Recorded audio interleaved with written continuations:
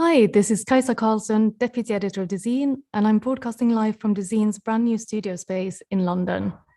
Today, we're teaming up with Philips TV and Sound to continue our series of live panel discussions exploring the cutting edge of product design. This second talk is called Women in Product Design, and we'll investigate the issues that women in product design face today. What is the experience of being a female product designer in 2021? What has changed? What needs to change? And how can we ensure that those changes happen? I'm pleased to say that I'm joined by Lisa Grahner, Senior Lead Designer at Philips TV and Sound, Pernilla Johansson, Chief Design Officer at Electrolux, and Freelance Art Director and Trend Consultant, Yorka Koenders.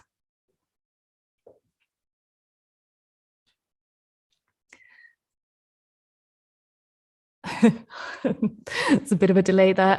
So nice that you could join me today. If you could just say hi, starting with Joerka. Nice to have us with you. Nice to have you with us. Hi guys, nice to be here. Thank you for the invite. And Lisa, thank you for joining us. Where are you today? Hi there, I'm in Amsterdam. Lovely. And finally, Panilla, who's joining us from Sweden, I believe. Yes, I'm here from sunny Stockholm. Sunny Stockholm, it's great to hear. And you've prepared some quick presentations for us just to let the viewers know a bit about your work and what you do. So I'm going to ask you to share those with us. And I think if we could start with Lisa. So yeah, please share the presentation with us and let us know what your work entails. Yes, I will.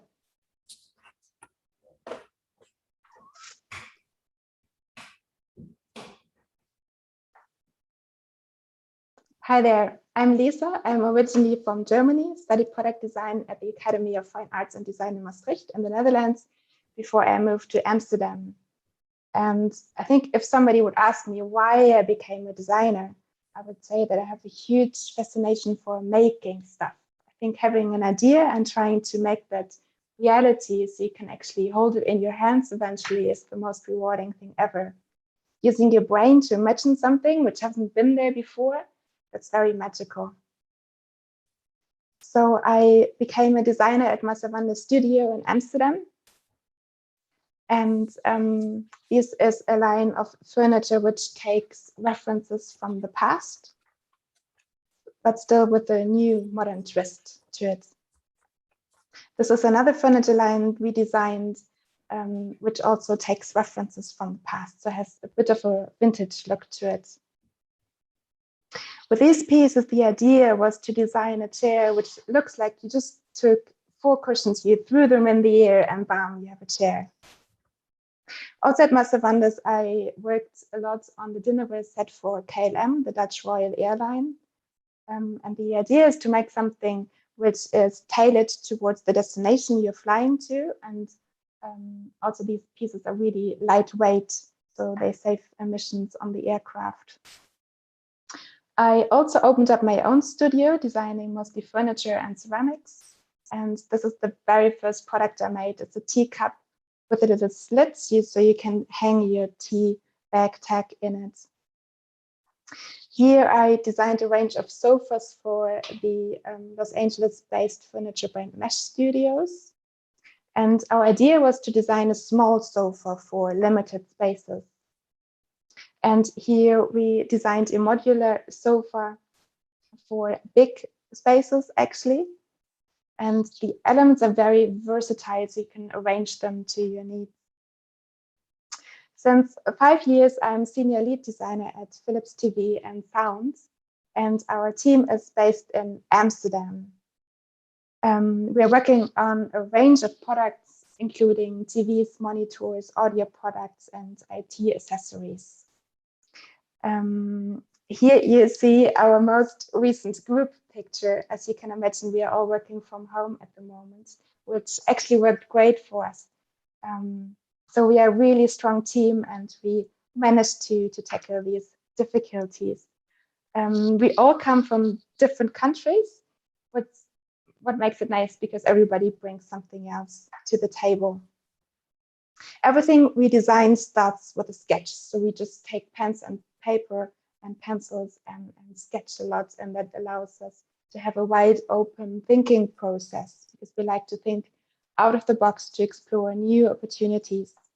And on the right, you see some shots from our studio before COVID times. One of our main businesses is TVs, actually. So this OLED TV became one of our signature pieces and is still defining our range until today. The idea is 2 super slim, straight polished metal sticks. That's it, nothing more, no more details. So the TV looks like it was just floating to give like full focus on the amber light around it. This is a pair of Bluetooth to wireless sound headphones. And the finesse is in the detailing. So you have a groove circle element around the Philips logo, which actually functions as the button for anti-noise cancelling. We like to collaborate with other companies to combine expertise. So here we teamed up with the Danish jewelry company Yorka Johansson to design also a pair of 2 wireless headphones. And the concept behind is that you wear the best technology ever combined with a jewelry piece kind of in your ear. Also part of the range, we designed a speaker and a power bank with high-end materials. So here, for example, the fabric is designed by the Danish textile company Kvadrat and the leather by Moorhead from Scotland. Thanks a lot. I hope I could give you a glimpse of we as a team design and are busy with. Thank you. Thank you so much for that presentation, Lisa. That was really fascinating. And I actually remember seeing those KLM products when they came out. So it's really fun to hear that you're the person behind it. Nice. That means you're flying business class. Well, I think I was at that one point, not constantly, sadly. I was interested to see you have such a varied background and you've designed so many different products. And what do you feel now? What's fascinating to you about doing this kind of more technology-focused product design? Just focusing on things like TV and earphones rather than, say, like your initial design for the teacup, for example? Yeah, that's a good question. I think that's the beauty of product design, that it's very versatile. So you can specialize in different areas. And you're right, my background is more furniture and art-based. And then throughout my career, I focus more on technical stuff. So I think there are different routes to come to the same goal in the end. So I could have studied more technical, but in the end is where your passion lies and where you develop your skills. That's great. And moving on to Pernilla, who is the Chief Design Officer of Electrolux in Sweden. If you could share your presentation and tell us a bit about your background and your work. I will do. Let's see if we get it up here. So, yeah, maybe just a quick intro. Studied background in Sweden, studied industrial design, and then moved over 3 continents and returned after 23 years abroad. But I thought I'll start the presentation with just giving you a 1-page overview of my 30 over years in design. So if you look from left to right, you can see how I was a design student, becoming a designer, and then leading and heading design across different teams. And as of 2018, I'm running the design function at Electrolux. And Electrolux is a global appliance company. It was founded in 1919. Our purpose, which is really at the core of what we do, is shape living for the better. And we do that through reinventing taste, care, and well-being experiences with sustainability at the center. And Electrolux has a brand portfolio that includes Electrolux AEG and Frigidaire. And if you think about the scale, we sell approximately about 60 million household products in over 120 markets every year. And we have a design philosophy we call Human Touch. It's humanity-centric, iterative, and research-based. It's in essence design thinking based, and it's built on a few foundational principles that offer guidance as we craft our branded experiences. And it's guided by very thorough brand design DNA systems. And the Electrolux design DNA system and its 9 elements were recently illustrated and publicized via LinkedIn. And it was publicized 1 episode per month, all 9. So the first one was about light in December, I believe. And then the last one was in July around sound. And it illustrated how we put material innovation at the forefront at this in situ kitchen, and with that improved the physical user experience. And it also illustrated how we put motion to work to enable more sustainable behavior in quick select dishwashers, and how it enhanced the digital user experience, and how we put contextual flow that brings the elements to life through both digital and physical aspects through very personalized experiences. And as we do this, we continue learning about new business models. For example, there is a pilot in Sweden about selling per use rather than selling hardware. And we also have active programs around designing for recyclability and repairability, and increasing the amount of recycled materials and being smart and partnering up with Stena, for example, recycling in Sweden. Our purpose, Shape Living for the Better, really guides our path forward, both commercially and non-commercially. And we founded a Electrolux Food Foundation a couple of years back, and through them we have managed to get our in-depth research and learning on sustainable eating publicized on a platform that really drives change in this very important food industry at replate.com. So if you're interested to learn more about design and sustainability at Electrolux, I'd recommend to visit some of these websites that I have here on my last page. Thank you so much for sharing that with us, Pernilla. That's really interesting. I was especially interested to hear you talk about the importance of sustainability now, because obviously that's something that affects, like you were saying, the material choices for designs. And do you think in the past, say, 5 years, has this really become something that's way more at the forefront now than it's been before? Like, how long ago was it that this shift really happened in product design, you think? I mean, I think Electrolux has been extremely, had sustainability at the center for decades, and rewarded for it since about 2005. But I would say the design team didn't feel that there was enough that they could contribute to that, because it was all about the usage phase, which is in our industry extremely important. It's about 85% of the carbon footprint, which is actually during the usage phase. But what we realized is that as we're getting the usage better, then of course material choices and operations and repairability and circularity comes in as a much more important aspect. And that has really increased over the last years, and it's I would say it's almost exponential in the importance of those aspects.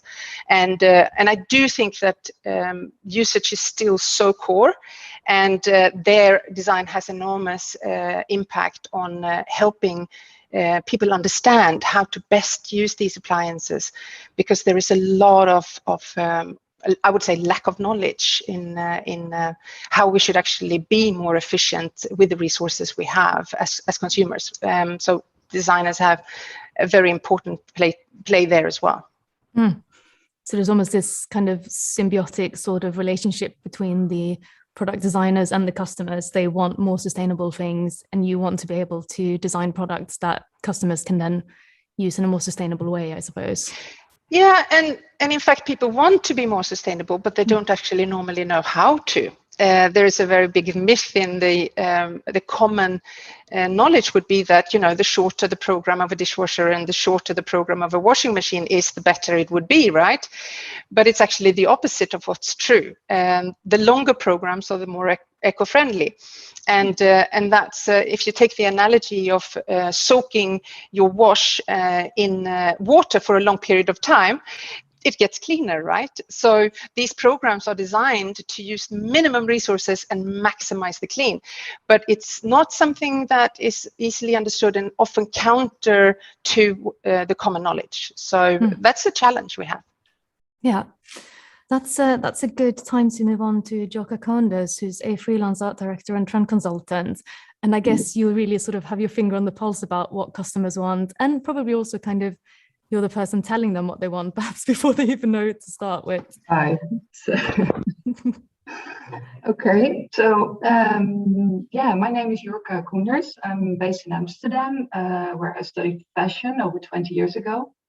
And after graduating, I started my own company. And I guess I never really had the ambition to become a fashion designer. But at the time, the options for creative education were more limited than then. And over the years, I've worked for magazines, as well as several trends, advertising and design agencies. And during these years, I realized I really want to build strong brands on an aesthetic level, and doing this by starting at the core of a company. So my work involves three major parts within the experience. Yorka, sorry to interrupt you. I think we can't see your presentation at the moment. Would you mind trying to share it with us? Oh, I'm so again? Sorry. Oh, no worries at all. Can you see it now? Yes, we can. Perfect. Thank you so much. No worries at all.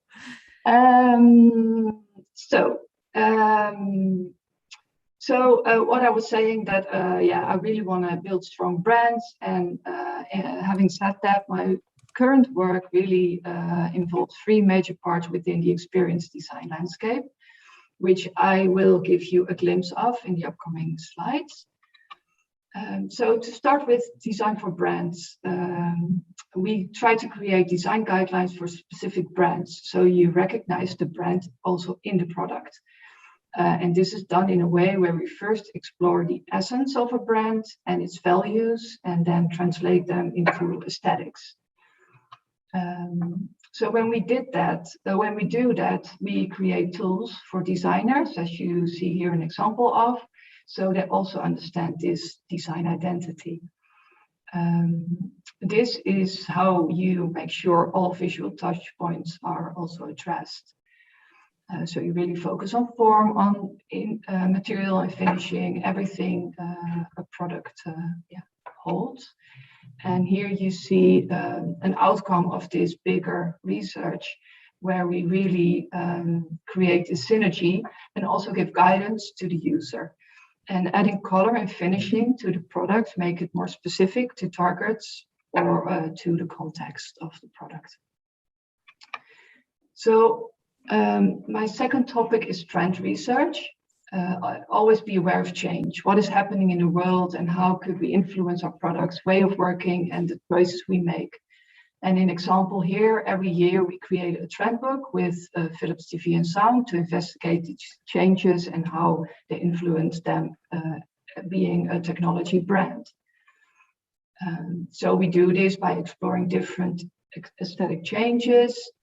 And then, which also brings me to my last activity, CMF design.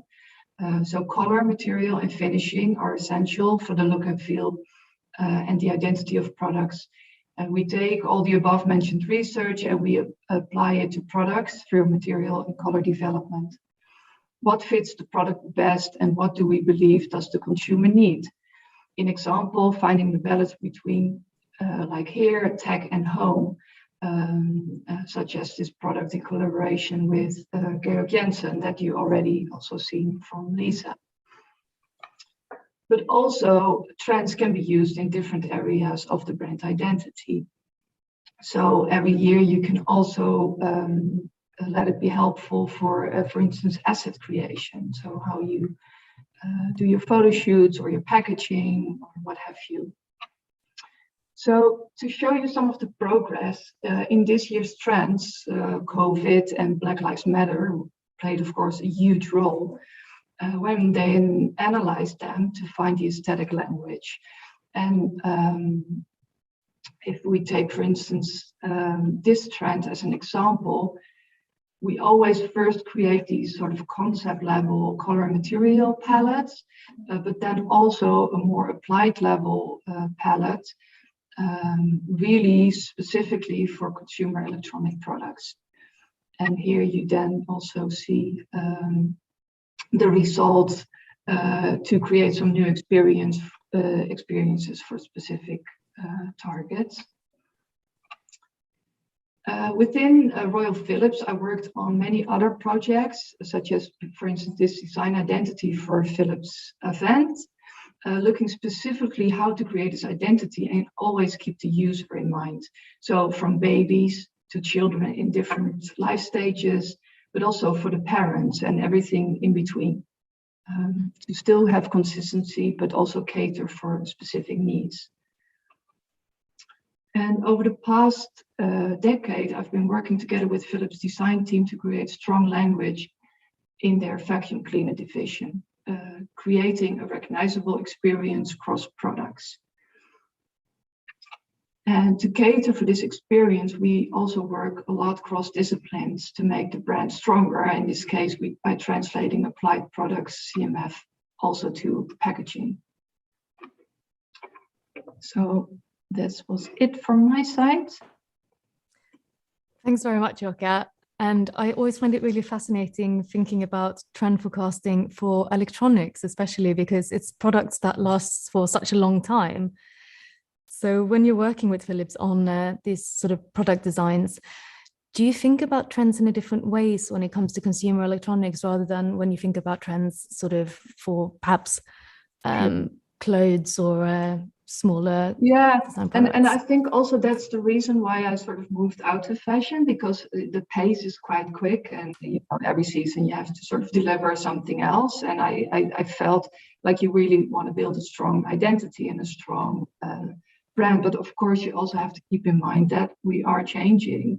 And for instance, a television, in the beginning when I started working for TVs, it was black and silver, basically what we could do. But we also see baby steps and changing colors of the bezel of the screen. It is often baby steps, but also now we do a lot more with sound, which is very interesting, with headphones and speakers, and you have much more opportunities to go into the home and really make precious products. Yeah, and it must be really interesting as well, because I assume that here that you're designing kind of the look for an entire product family rather than just sort of an individual product, which there's so many different aspects. It's not only trends. It's you have to keep true to what you want to be as a brand, and then just put some small things in to make it appealing every year for different users. Yeah. Great. Okay, so now we've heard a little bit about what each of you are working on at the moment and about your background. And I think now we should just move on to the kind of main discussion. And the subject, obviously, for this talk is women in product design. So I'd just be interested to start with quite a general question and just ask a little bit like, what is the current situation for women in product design? If anyone wants to sort of start us off on a general note, Lisa, perhaps. Well, the blunt truth is that men still run the world. If you look at the numbers and the statistics, you would see that there are actually overall more women in the design field. And you would think, oh, that's great. Where is the problem? But the thing is that only 11% of all creative directors are women, 11%. So how can that be? If you look closer, you would see that there are more female students in design schools, especially in certain disciplines, as well as a healthy amount of female designers entering the workforce and getting junior positions. But the issue is that then the women drop out. They don't reach the higher levels. So there are enough women in junior positions, but a really small number in high-level executive or C-level jobs. And we are talking 100 years after women gained the right to vote, for example, and got access to equal education, and still we haven't managed to solve the issue of gender inequality. which would be great, because I think if we tap the entire pool of human resources and talent, our collective performance would improve. Yeah. And it's also interesting to hear that it's like this in the Netherlands. I have a feeling it might be the same thing in Sweden. It's obviously a global problem. And I wonder what we can kind of do to make change happen a little bit quicker than it has. What are the problems that prohibit women from sort of getting further up on the career ladder within product design? I think with Pernilla, you've been in the industry for a long time and you are now the Chief Design Officer. What do you think we can do to kind of make this situation better? And what is the situation like in Sweden at the moment? I've been also trying to figure out the data and understand more. And one of the things that I kind of took away from looking at the research that exists is that I think we need to know more, and we need to start measuring it, and we need to start putting goals and active change in place. And I mean, different countries and different reports says slightly different things, and I could see that when action is being taken and conscious choices are being made, then numbers goes up quite quickly. So it's actually rather encouraging, I would say. And it is everything about, you know, having an equal panel of speakers when you have a big event. It's about making the women seen as much as these men, and put the pictures out there that actually it's achievable for women also to reach these levels. Sweden is slightly better, I would say, than most of the statistics that I've come across. The overall design industry is probably about 60% male, 40% female, but then on senior level, it goes reverse. So that's not good enough. But it's really interesting when you go into different type of design disciplines. And because design gets so complex nowadays, it's becoming much more hard to pull the numbers apart. And what we do know that industrial design, which I come from, it is appallingly bad. I mean, I think some report says it's 95% male. And actually, it's probably not far from the truth. It's somewhere like 80% male. And I was actually quite shocked by that, because I remember being a student, we were probably about maybe 20 to 30% women. And then I heard around the millennia shift, the schools were kind of 50-50. But something has happened since then, and I haven't got the data because, you know, all these institutions are closed now during the summer. But what I've heard is that the especially transformation and advanced product design have very few women today in the educational system, while interaction design, UX, and other areas gets much higher numbers of women. And I think it's not good enough if we have just an equal portion all over. We need to look at the different disciplines to make sure that we have a better mix, because otherwise we will never actually solve the problem. That's really interesting. So it actually breaks down to different numbers for different design disciplines across the board. And you've all got like quite varied design backgrounds. I think, Yorka, you were doing, I think, more fashion earlier. Have you had this experience that it's a different number of men and women in different design industries? Yeah, it's funny. I was thinking the other day about this, and when I studied, it was mainly women in my class. But if I think about fashion designers, there are a lot of male fashion designers that are known, and so something happens along the way that people are not doing that sort of higher level fashion designer. I think also being always self-employed, it's a bit different for me. I never really had the problem being a woman. But I do see the difficulty when you're in a workplace and people that you don't really have role models, that there are a lot of men, and I'm not, it's not only about being a woman, but also Black women, Asian. It's good to have people to look up to and have a role model. And I think a lot of girls and women, young women, they really miss that. And I think people like Pernilla, is really helpful that you have sort of somebody there that you can go through the glass ceiling in a way at one point. You have that opportunity. So yeah.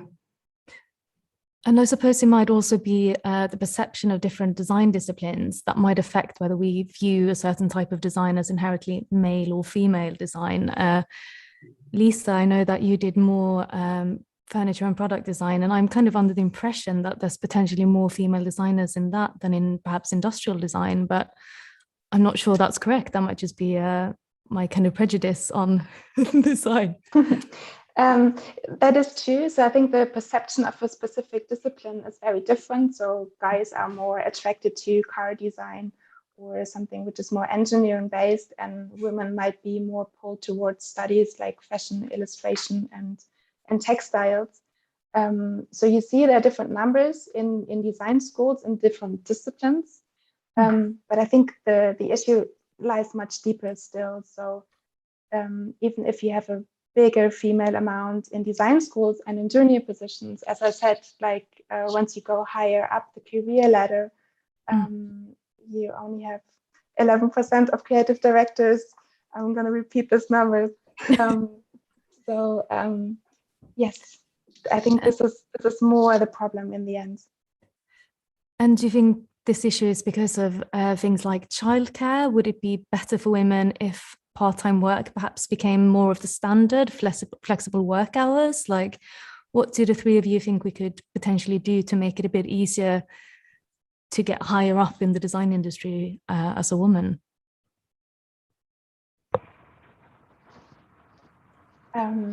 I think in Europe, formal childcare service or maternity leave are organized differently in every country. So in some countries it's better, and in some countries there's still a lot to do. But I think also childcare is just one of the missing pieces. And one other aspect is that we are still stuck with old stereotypes. So we expect women to stay home much more than we expect the dads to stay home. So you often see that women compromise their career goals to make room for partners and children. And the consequence is that women drop out by the time they get kids. So you see that about 40% of women stay home for their kids, whereas only 2% of men stay home with their kids. And the perception is different with men. I think you would much more expect to have a good manager, also be able to be a good dad, whereas you might expect a woman to choose between work and family. So I think we need a fresh perspective. We need to let go of this old bias we have, and we have this all in us. It's in everybody's heads. So it might be a question of making female leaders more visible, so that when women are coming up in the design industry, they can see that there's actually options for them that don't entail them having to stay home, because that's the way it's sort of traditionally been done. But it's also, I think, I also choose to be a mother, and I also want that time with my kids. So I work my butt off 4 days a week, and then I try to take 1 day off to be with them. It's really a conscious choice. So I think, I do enough in those 4 days to be a good leader or a good company owner. So I think also that is something we should not shy away from. You should also be proud. I'm proud to be a mother, as proud as I am having my own company. So I just also don't. So yes, I think people should be able to work less and maybe do the same amount of work in the time. Be more pragmatic, or you get more help. I don't know, but it should be a good balance. So flexible work hours might help. Sorry, Pernilla. Yeah, what Yorka was just saying, I never found work-life balance. And I quite early turned it around and said, work-life balance never worked for me, but work-life flexibility worked. So I'd rather look at work-life flexibility. But I also think that what you were talking about in terms of the parental leave or paternal leave, I think it is extremely important that we get rid of our biases, and that we are in a society, creating societies that actually do have much more of a natural choice. That I'm not saying that you should always be equal, because I don't think every system, there shouldn't be a systemized approach to this, but it's extremely important that it is just as natural for the husband to take on, or the partner to take on, heavier burden when that is needed. And I think I honestly don't think that I would have achieved what I've achieved if I hadn't had an enormous amount of support. I think the support has been there from a corporation point of view. It's been an extremely good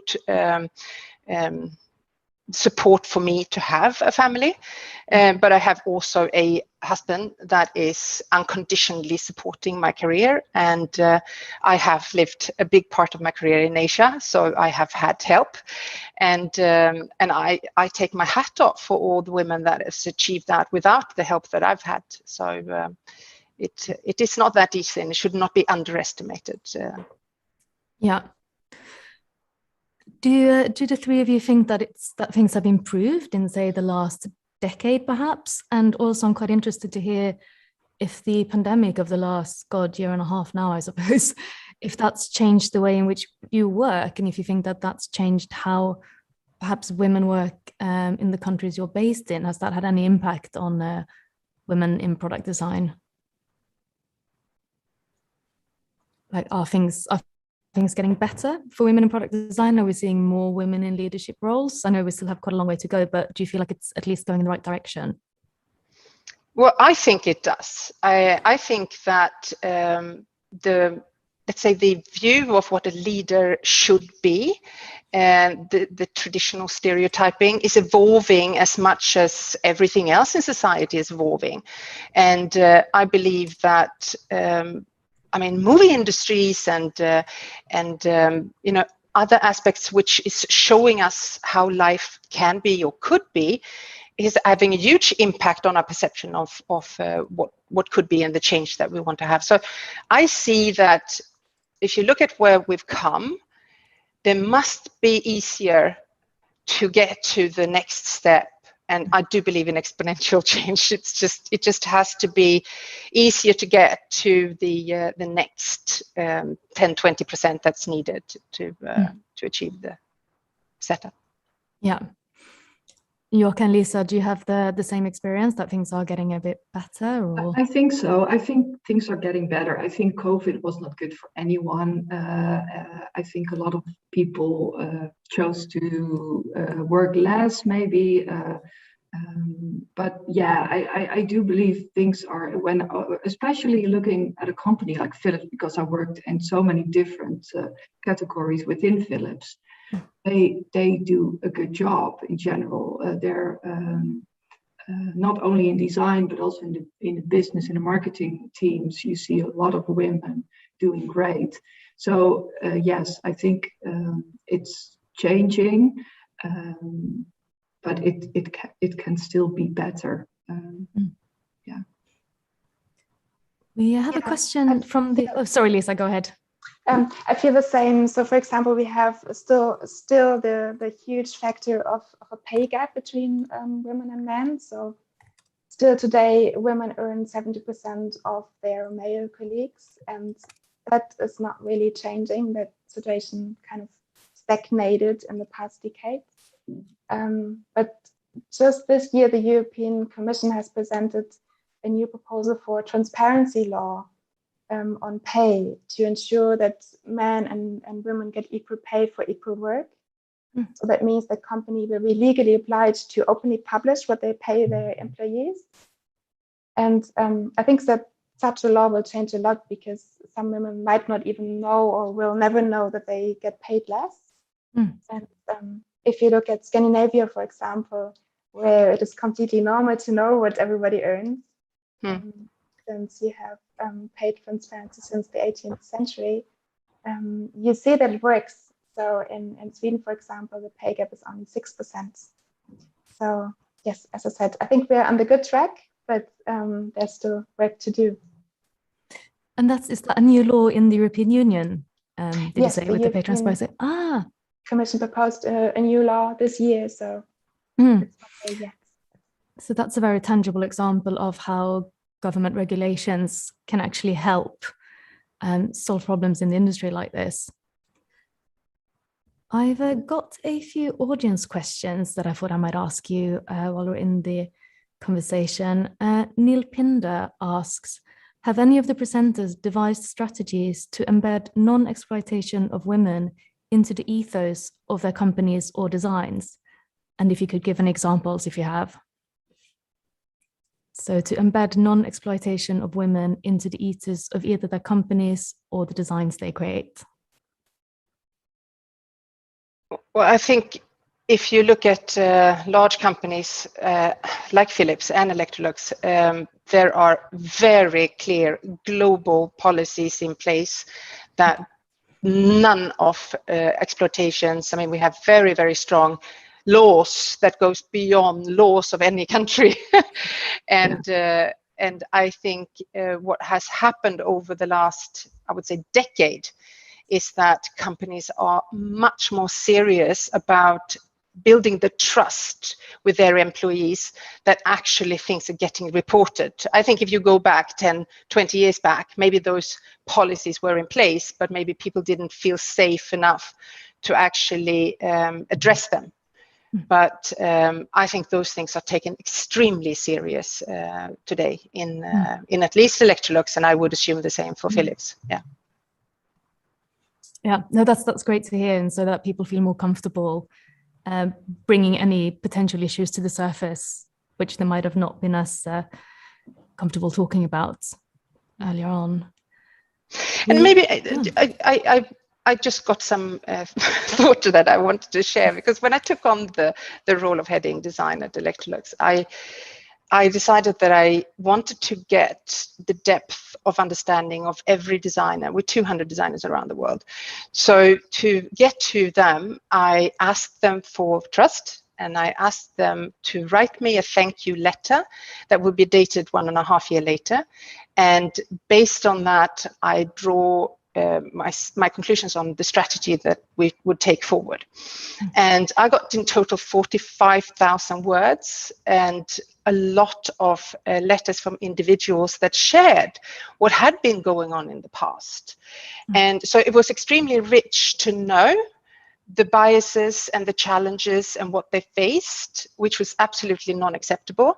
And with knowing these things, also then being able to work towards a much, much clearer future of what to expect. And so I think that was one of those learnings that I had, that there were things in the past that we should definitely not be proud of, but by having that transparency, we get to understand the details, and then we can fix things.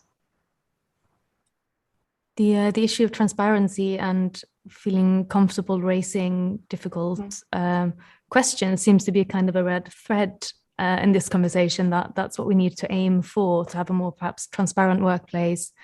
And Yorka, you were saying about working 4 days a week and then having 1 day a week we can be with the kids, this idea of perhaps more permanent flexibility. And now that everyone's gotten way more used to working from home, I suppose that might also have a positive impact for the workplace of the future when we sort of get back to normal a little bit more again.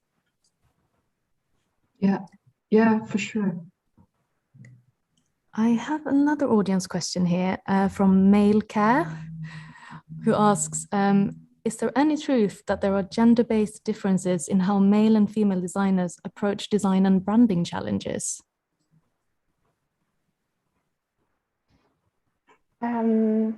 No, I don't. I think that might be part of the problem, actually, to think this way. So I mean, I can only talk for myself. If I look at my design I don't think I design different than a male would do. And I don't think if you look from outside onto my designs, you could tell that I'm a woman. So I think there are no differences in skills or talents. There might be differences in behavior and especially in companies, how women and men behave in a hierarchy, in a structure, in a company. Yeah, it's difficult But to kind of. Yeah, sorry, we know that our brains, I mean, the male and female brain is, I mean, it's the same organ, right? And by research, we know that there is only a 3% delta, which is smaller than the height of women versus men, right? So I think we have lived, and this is part of the problem, like Lisa says, we have lived in a society which is not far behind, actually, which believed that we were so much more different. And that belief has pulled us apart. And I think by knowing that there is a lot of more similarities will also allow us to get that equal thing. But I think we're all individuals and all differences. So we have to acknowledge that there is definitely different needs that we have from a biological point of view, but not from in intelligence or brain power behavior. So yeah, so important to keep those things apart. Yeah, definitely. I was also thinking a little bit about what I think we were mentioning it slightly earlier in the discussion about the idea of being able to see women higher up in the design industry. And do the three of you feel like, or if anyone wants to sort of pick this up, when you were studying or when you started out in the industry, was it important to you and to have female role models? And did you have female role models early on? Were there women in the same industry or perhaps at the same company whose career you could aspire to? Yeah, I think I had it. I think even at school, that if you have a teacher that you really inspired to, or was it, but later on, I think, or now, I really like that I can help younger girls in the workplace, interns. We have also at Philips, there are a lot of interns. And it's great that you can be there as a woman and help them, also to guide them. And also, I was thinking also a little bit of side gap, being a color material finishing designer. If I look at the majority of the color material finishing designers, they're predominantly women. And also, I was thinking why that is, and if that's has a reasoning behind it. And that would be, I think women need to also really be there for other women, and should empower other women and help them as much as possible. I think sometimes as well when you sorry again, Pernilla, go for it. I was just waiting if someone was taking the word. No, I just wanted to honestly say that no, I didn't have any role models or female role models. I was swimming against the stream, and I kind of liked that. But I have also, through my career, come to realize how extremely important it is that I actually do become public in the way for those women and men as well, because it's not just about women, it's about the entire diversity, right? To actually, I feel a very strong responsibility to make sure that, you know, we can break the stereotype. It's and there is so much more opportunities now than it was those days. Yeah. That's what I was going to mention after the Yorka thing. I think sometimes when you bring this up as a subject, there's this idea, which I very much don't agree with, that we've come so far. Why do we still need to discuss this? It's not as much as an issue as it was. Why is it still important to talk about the issues that you might meet as a woman in product design? Or is it still important? As long as there is a gap, it's important, right? Yeah, it will be very interesting to see what this new EU transparency law reveals as well. I suppose it's a chance for everyone to find out how equal their workplace actually is. Right. I don't think I have any more audience questions. Is there anything else that any of you feel that we haven't covered, or perhaps an aspect of the discussion that you want to lift a little bit more? Just maybe building on what you just said before, that I mean, diversity is so incredibly important for so many reasons, and diversity cannot happen unless we have an inclusive culture. And even though gender is just one aspect of it, it is a pretty good place to start. So I think the gender issue, we still have a gap, but the topic is so much broader. So we have a long way ahead. And as I said in the beginning, as long as we start measuring it and actually seeing the impact, then we can really do something about it. Lisa and Yorka, do you agree with Pernilla? I do, and I think another issue is maybe also this bias, because it's not really tangible. It's unconscious, and we all have it in us. So also women have it in us. So it's really difficult to tackle it, but we can all do it, and starting with ourselves, I guess. Yeah, just discussing the issue, I suppose, is always a good start.